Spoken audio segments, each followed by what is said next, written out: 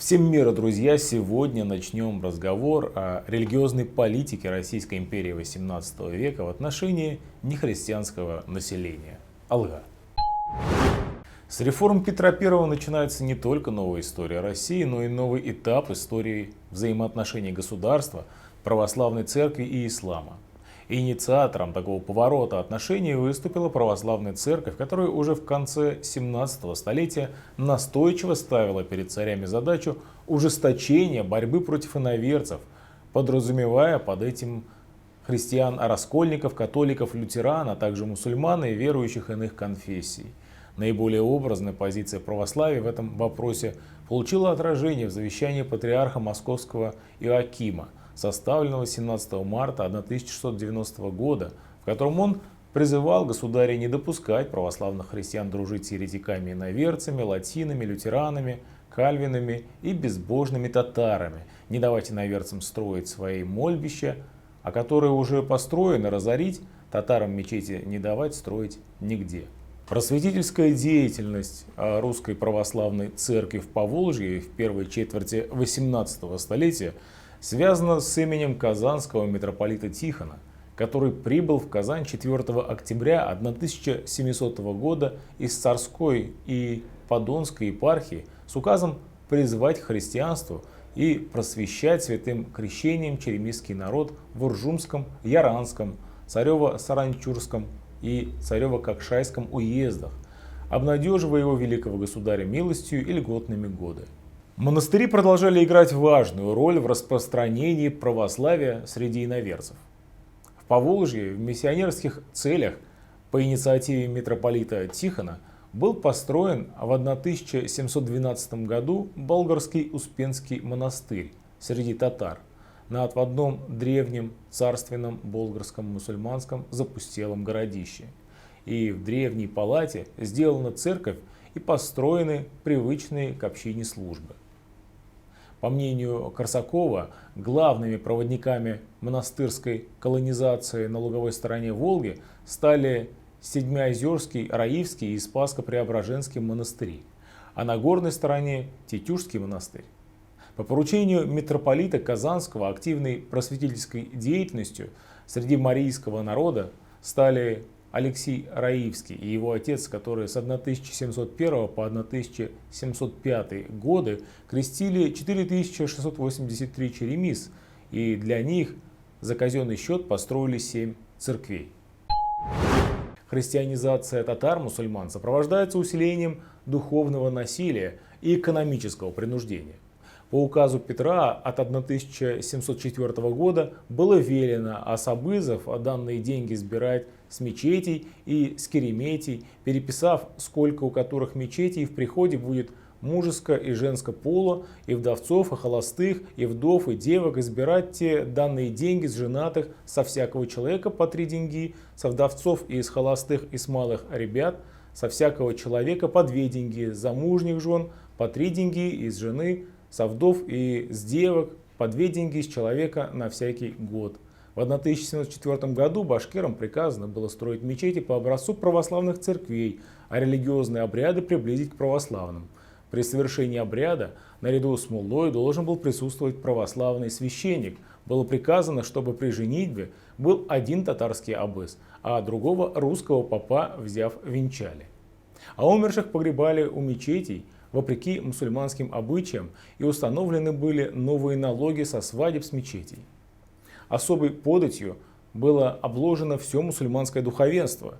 Все эти меры вызвали взрыв народного возмущения, вылившийся в продолжительное восстание 1704-1711 годов, в результате которого царизм был вынужден отказаться от реализации этого указа. Не случайно объектами нападения мятежников стали православные храмы. Документы сообщают, что бунт воров, башкирцев и татар пожжено Казанской епархией 62 церкви, а в Кангурском уезде башкирцы и каракалпаки сожгли 8 церквей, а в селах многих людей прикололи и порубили. Во время бунта в Казанском и Уфимском уездах в февралю 1709 года было сожжено и разорено 303 сел и деревень. Людей погибло и отведено в плен 12 705 человек. Вероятно, именно участие в антиправительственных выступлениях мурз и служилых татар стало причиной активных мер правительства против татарских феодалов, игравших значительную и авторитетную роль в мусульманском обществе. Совпадение по времени подавления мятежа иноверцев и начала принятия активных мер по крещению мурз и служилых татар показывает, что здесь имеется прямая логическая связь. 3 ноября 1713 года Сенат принял указ о крещении магометан в Казанской и Азовской губерниях, в которых в поместьях и вотчинах имелись крестьяне православной веры. По этому указу следовало, что мусульмане, имеющие свои поместья, а в поместьях и вотчинах крепостных православного исповедания, должны креститься в течение полугода, а как воспримут всякое крещение, и тем поместьям и вотчинам, и людьми, и крестьяне владеть по-прежнему, а ежели в полгода не крестятся, и те их поместья и вотчины с людьми, со крестьянами у всех взять и отписать на него великого государя, и без указу никому не отдавать. Несмотря на особые указания на то, что данное решение касается мурз, имеющих в своих имениях православных работников, при реализации предусмотренных мер эта оговорка не учитывалась. Тревоги мурз и служилых татар по поводу несправедливой конфискации имущества имели за собой серьезные основания, так как только в течение 1714 года в Казанском, Свияжском, Симбирском и Пензенском уездах в разных селениях и деревнях 180 дворов было отписано в пользу государя, и они были переданы казанскому вице-губернатору Кудрявцеву. По подсчетам Нагманова, общее число помещичьих и крестьянских дворов, отписанных в результате появления данного указа, составило по 7 городам Казанской и Азовской губернии 560 единиц, а количество отписанных людей мужского и женского пола 3795 душ. Указание источников показывает, что мурзы и служилые татары не торопились принять крещение. Указы Петра фактически нанесли последний удар по былому привилегированному положению служилых татар, так как послужили основой не только крещения части из них, но и для наступления на служилое татарское землевладение в целом. Тем не менее, массового принятия ими православия все-таки добиться не удалось, хотя единичные случаи отмечались. Противники крещения, естественно, лишились не только крепостных православного исповедания, но и всего состояния, в первую очередь поместья и вотчин. Вероятно, именно после этих событий среди татар утвердилось выражение «чабатала мурза» – «лапотные мурзы». Вторым центром просветительской деятельности Русской Православной Церкви в начале XVIII века становится Тобольская епархия. И здесь главную роль сыграл Петр I, который велел подобрать в Сибирь нового митрополита, не только доброго и благого жития, но и ученого, дабы он, будучи митрополитом в Тобольске, мог Божьей помощью исподволь в Китае и в Сибири в слепоте идолослужения закоснелых человек приводить к познанию истинного Бога. Эта работа была возложена на митрополита Филофея Лещинского, по назначению бывшего экономом Киево-Печорского монастыря, прибывшего в Тобольск в 1702 году. Тогда же сибирские татары были ограничены в исполнении мусульманских обрядов. 11 октября 1703 года принят указ, согласно которому в Тобольске татарам, живущим между русскими вблизи церквей, во время божественного пения запрещено шуметь, а мечети перенесли от церквей в дальние места, чтобы никакого крика и пения их близ церквей Божьих не было. Если татары во время божественной службы начнут кричать, то им зато быть в опале и казни. Митрополит предложил, чтобы в Тобольску мечетям татарским между церквами Божиими и житью их татарскому с христианами не быть, потому что от мечетей церквам Божьим бывает перешкода. За 1714-720 годы, по некоторым, возможно, несколько завышенным данным, он крестил 14 тысяч человек, построил для новокрещенных более 30 церквей. Просветительская деятельность была отмечена похвалой Петра Великого. Сама идеология православного миссионерства в новых условиях была разработана выдающимся религиозным деятелем 1-3-18 века Феофаном Прокоповичем. По приказу митрополита он из Киева прибыл в Санкт-Петербург, составил духовный регламент, в котором на религиозно-просветительские функции церкви было обращено пристальное внимание. Здесь имеется специальный раздел о просветительской деятельности, состоящий из 10 положений. Феофан Прокопович, став одним из руководителей Синода, до своей кончины 1736 года оказывал всемирное содействие развитию православного миссионерства среди народов России. Не случайно Татищев охарактеризовал его как главного российской церкви пастыря и прилежнейшего распространения Слова Божия и учения христианского старателя. В 20-е годы XVIII века была разработана система предоставления льгот новокрещенным. Сенат 1 сентября 1720 года принял указ, по которому новокрещенные получают льготы во всяких государственных сборах и изделиях на 3 года, дабы придать восприятию греческого закона лучшую охоту, а из которых дворов будут приходить креститься только некоторые персоны, а не все того двора жители, он льготу давать только тем, которые святое крещение примут. Кроме льгот по налогам для строительства церквей, приобретения церковной утвари и подарков, новокрещенным выделялось ежегодно по 1000 рублей. В 1722 году Петр Великий сообщил казанскому губернатору, чтобы он рекрутами крестившихся бусурман в службу не брал, а которые креститься не хотят, и таких бери в службу по прежнему указу. Решению об освобождении от рекрутской повинности крещенных стало одной из самых эффективных мер по привлечению в православие иноверцев, так как единственным легальным способом избежать призыва в армию стало принятие православной веры. Не случайно статистика крещения позднее покажет, что среди крещенных иноверцев мужчин больше, чем женщин. Возможно, этим же объясняется и разница крещенных по половому признаку у башкир, которые были освобождены от рекрутской повинности. 28 августа 1724 года был принят указ, по которому татар и прочих иноверцев, принявших православную веру, освобождали от кабалы и учинили свободными. 21 октября 1724 года Сенат решил, что татары и другие иноверцы, осужденные на смерть, ежели пожелают креститься в православную веру, обучив их крестить, а по восприятии святого крещения, ежели кто из них будет достоин казни, таких отсылать по обыкновению. Этим решением законодательно закрепляется широко распространенная практика освобождения крещенных от долговых обязательств и от преследования преступников из иноверцев в случае их добровольного крещения.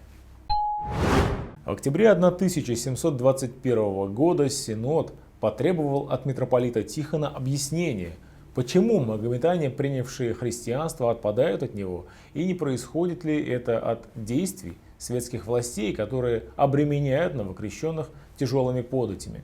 По мнению патриарха, основной причиной отпадания от православия татар являлось то, что новокрещенные не ходят в церкви, погребают умерших без священников на магометанских кладбищах.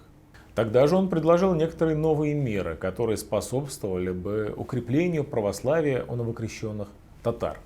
По мнению митрополита, следовало под страхом и угрозой штрафа запретить им хоронить умерших в прежних кладбищах.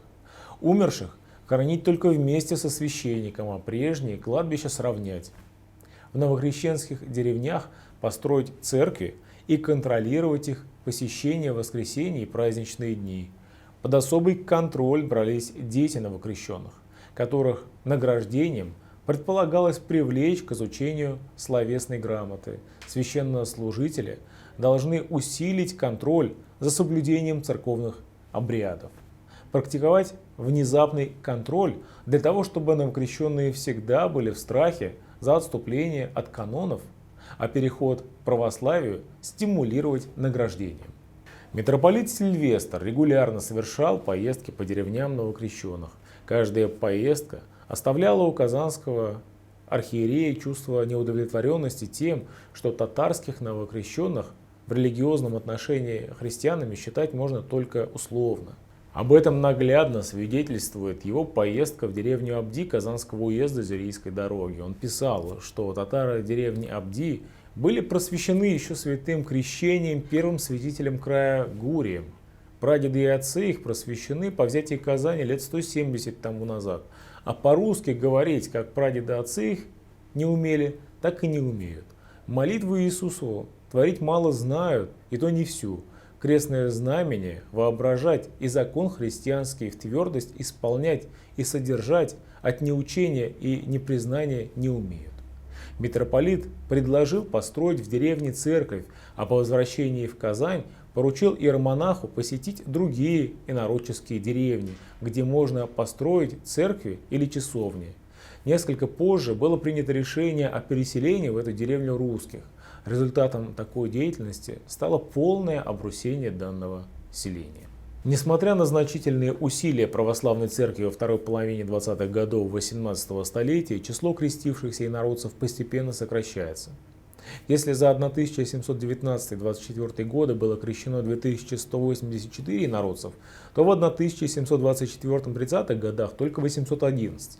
Хотя в 1730 году по март было крещено еще 75 человек, но эти цифры не меняют общей картины. Таким образом, за 12 лет в Казанской епархии было крещено 3070 человек, в среднем по 256 человек в год. По другим данным, всего с 1701 по 30 годы было крещено 6311 человек. В конце 20-х годов 18-го столетия стало ясно, что только силами отдельных энтузиастов-просветителей, без создания соответствующей религиозной организации, ответственной перед Синодом за миссионерскую деятельность, было невозможно говорить о более широкой христианизации иноверческих народов Поволжья. Синод указом от 23 августа 1731 года учредил организацию для крещения мусульман и других инородцев. Местом расположения комиссии выбирается Свияжский Богородицкий Успенский монастырь. Согласно указу, иеромонаху Алексию Раивскому поручается в Казанской епархии ведать и исправлять новокрещенские дела. Иноверцев ко святому крещению призывать, и кто из них пожелает, тех святым крещением просвещать, и в содержании православной веры по христианской должности обучать, и в том прилежное смирение по искусству своем иметь. Кроме того, для просветительской работы ежегодно из архиерейских доходов выделялись 636 рублей. Таким образом, Алексий Раивский возглавил монастырь и одновременно отвечал за просветительскую деятельность среди иноверцев. Эта организация в 1734 году была названа Новокрещенской конторой. Деятельность Новокрещенской конторы начинает приносить первые результаты, хотя и весьма скромные. В 1732 году был крещен 201 человек, в 1933 их число возросло до 290. Кроме того, с 1022 по 1933 годы было построено 7 церквей, а 8-я строилась. В 1733 году на миссионерские цели было израсходовано 1047 рублей 37 копеек. Таким образом, казне крещение одного иноверца обошлось в 3 рубля 61 копейку. Сегодня мы рассмотрели лишь первый этап религиозной политики Российской империи XVIII века. К сожалению, эта политика имела еще более трагические последствия для мусульманских народов, о которых мы поговорим в будущих выпусках. С вами был Ринат Хабибуллин и Татары сквозь время. Ассаламу алейкум, сау, благословен, до новых встреч. Пока.